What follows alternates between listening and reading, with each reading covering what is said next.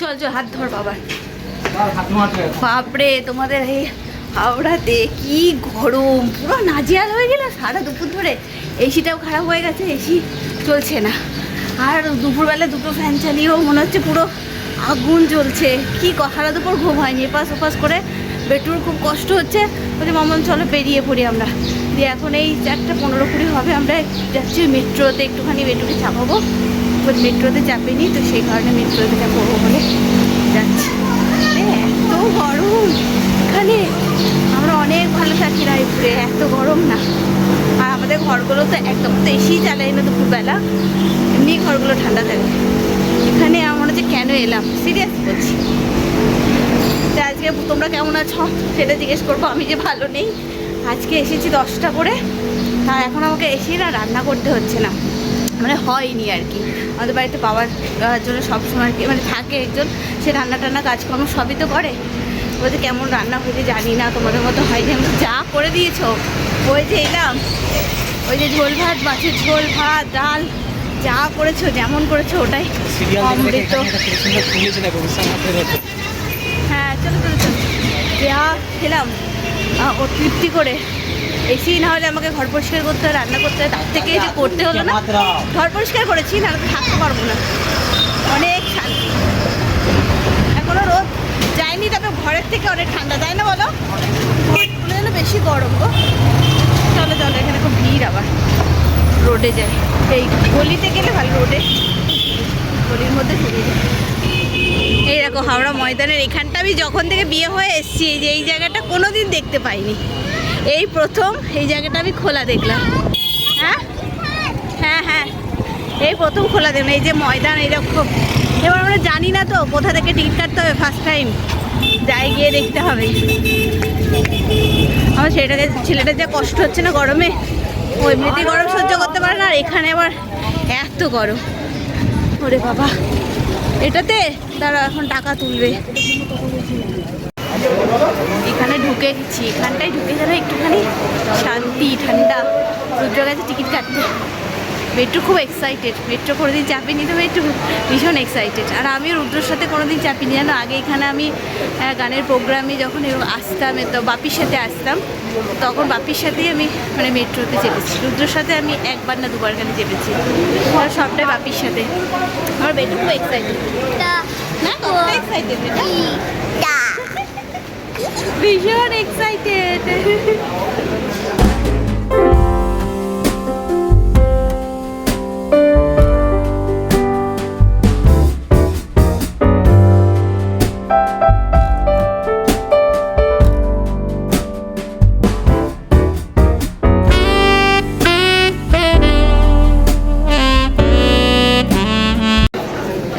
কোনো লাইন টাইন দেখতে পাচ্ছি না। আমি রুদ্রকে বলছি বাবা লাইন নেই কেন, এগুলো সব ঘরের মতো কেন, তাহলে কোথা দিয়ে ট্রেন আসবে গো, এরকম নাকি? বলছি এখন এরকমই হয়েছে, এর ভেতর ট্র্যাক আছে, মানে ট্রেন আসলে তবে নাকি খুলবে, তারপর ট্রেনে মানে ঢোকার সাথে সাথে বন্ধ হয়ে যাবে, সেফটির জন্য করেছে। বুঝতে পারিনি, এরকমই তো আগে দেখিনি না। লাইন মানে ট্র্যাক দেখেছি, নর্মাল এরকম ট্র্যাক দেখেছি, তো এটাই প্রথম এরকম দেখলাম। বাবা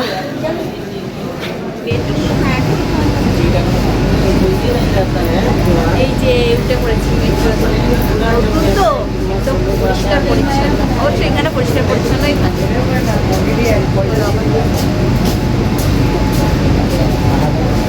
তো ভাড়াও কম, দেখো ভাড়া কম হচ্ছে, পুরোটা এসি, পুরো যেই প্ল্যাটফর্মে ঢুকলাম পুরোটা এসি, ট্রেনের মধ্যেও এসি, ভাড়াও কম।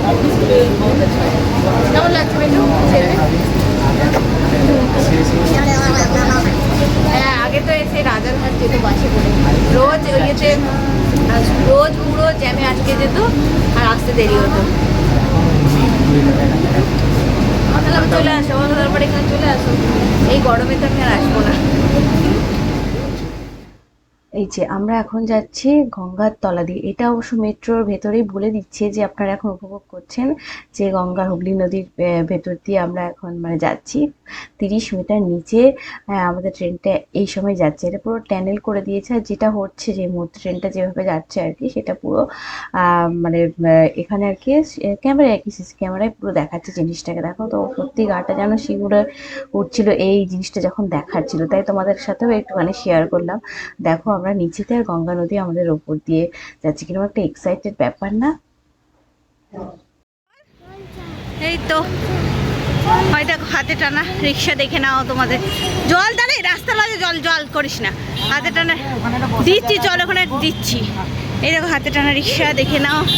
আমরা ধর্মতলায় এখন এসে গেছি। ধর্মতলায় শ্রীলেদার্সে যাবো জুতো কিনতে। হাওড়া তো শ্রীলেদার্স আছে, আমরা বললাম ধর্মতলা যখন যাচ্ছি তো কি করব, শুধু শুধু যাবো, চলো জুতোটাই তাহলে ওখান থেকে কিনে আনি, শ্রীলেদার্স থেকে কিনবো। এখানে দেখেছো, ওরে বাবারে কি ভিড় দেখছো। গরম উপভোগ করছি।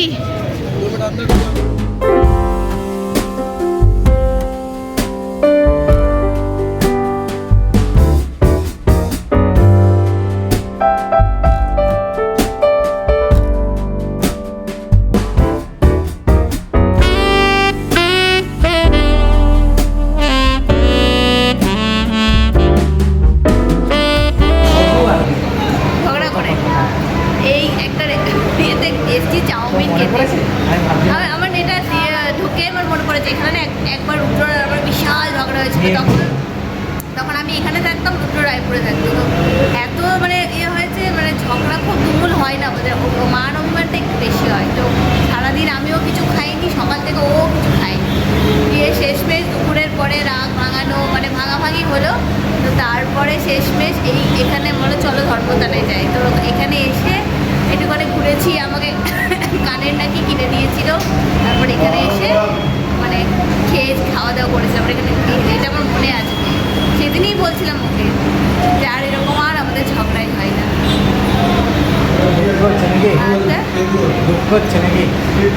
একটু তো দুঃখ, একটু মিস করি যে ওইরকম ঝগড়া হয় না। ঝগড়া ও দূরে থাকতো বলেই এটা হতো। ও সেটা বুঝতেই পারতো না যে কেন, মানে আমার অভিমানটা কেন হতো, বুঝতে পারতো না। বুঝতে পারলো আর কি, না বুঝতে পারতো না, না ও হচ্ছে মানে শেয়ার না, তবে বুঝতে পারতো কিন্তু মানে পাত্তা দিত না সে ব্যাপারটা।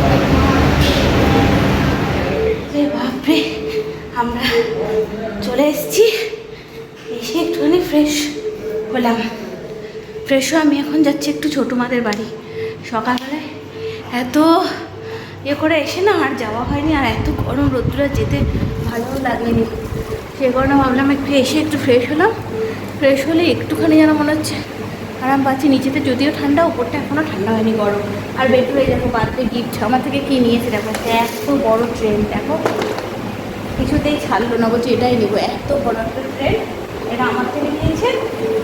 আর বাবার থেকে একটা গাড়ি নিয়েছে, সেটা খুলে নিয়েছে, চালাচ্ছে। আর এটা জোর করে রাখলাম যে এখন খুলিস না, মার বাড়িতে গিয়ে খুলবি। আর একটা কি ওকে দিয়েছে ফ্রিতে, দুটো বড় বড় জিনিস নিয়েছি তো ওই জন্য এটা একটা কি দিয়েছে ফ্রিতে। আমি বলি নিচ্ছি আমি যাচ্ছি, এক্ষুনি বলবে যে আমিও যাবো। তাহলে এখন ওখানের মধ্যে খেয়েছে দাদার সাথে বাবার সাথে, ওটা রয়েছে, খেলেও আমি একটু ততক্ষণ ঘুরে চলে আসি।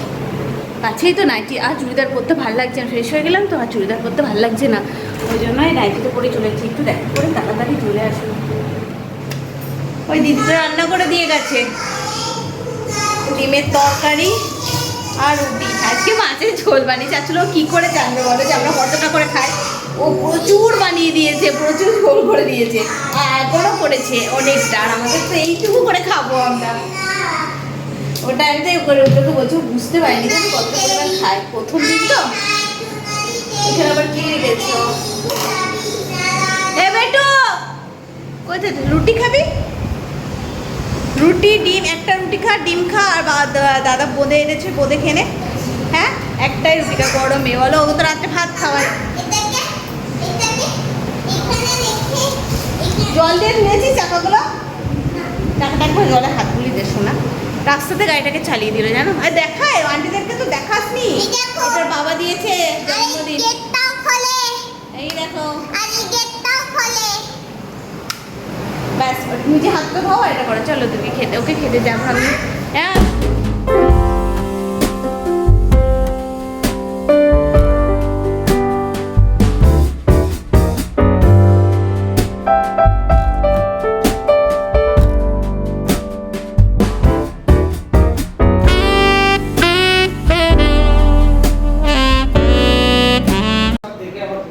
চলো আমাদের খাওয়া দাওয়া কমপ্লিট। আমি একটুখানি মুড়ি খেলাম, রুটি, এরা সব রুটি ডিমের তরকারি বানিয়েছিল আর একটু করে বোঁদে খেয়ে নিল, আর আমি একটুখানি মুড়ি, একটু ডিম আর বোঁদে খেয়ে নিলাম। খেতে ইচ্ছে করছে না। এবার একটুখানি ছাদে যাব, ছাদ থেকে এসে ফ্রেশ হব, হাত মুখ ভালো করে না ধুলে, চুলটা না বাঁধলে ঘুম আসবে না। ফ্রেশ হয়ে তারপর ঘুমাবো। চলো আজকের মতো ভিডিওটা এখানে শেষ করছি। জানি না কী করে আপলোড দেবো, কারণ নেট একদমই চলছে না। বাপরে আবার টিভি দেখবে, টিভি কি জোরে টিভি সাউন্ড দিচ্ছে, কানে কম শোনে তো সেই জন্য। চলো আজকের মতো টাটা। যখন ভিডিও আপলোড সকালেই দিয়ে দেবো, কিন্তু যখন আপলোড হবে তখন ভাবে। চলো গুড নাইট, টাটা। আরে গরমে টায়ার্ড হয়ে যাচ্ছি।